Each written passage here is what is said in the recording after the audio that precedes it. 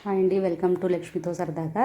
ఈరోజు చాలా సింపుల్గా చారు ఎలా ప్రిపేర్ చేయాలో చూద్దాము. స్టవ్ వెలిగించుకుని ఒక చిన్న గిన్నెలో 2 గ్లాసులు నీళ్లు పోసుకుని దానికి చిన్న నిమ్మకాయ అంత చింతపండు, ఉప్పు, సరిపడ బెల్లం, పసుపు, చారు పొడి, కొంచెం కొత్తిమీర, ఒక పచ్చిమిరపకాయ వేసి మరిగించుకోవాలండి.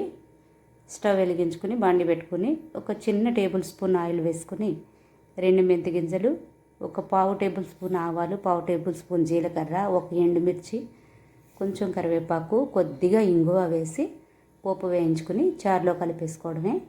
1 నిమిషం మరగనిస్తే అయిపోయిందండి చారు. ట్రై చేసి చూడండి, ఎలా వచ్చిందో కామెంట్లో తెలియచేయండి. ఈ చారు చాలా తేలిగ్గా జీర్ణం అవుతుందండి. చిన్నపిల్లలకైనా పెద్దవాళ్ళకైనా చాలా తేలిగ్గా డైజెషన్ అవుతుంది. చాలా మంచిది. చారుపొడి వేసాం కాబట్టి టేస్ట్ కూడా బాగుంటుంది. ట్రై చేసి చూడండి. బాయ్ అండి. మరో వీడియోతో మళ్ళీ కలుద్దాం.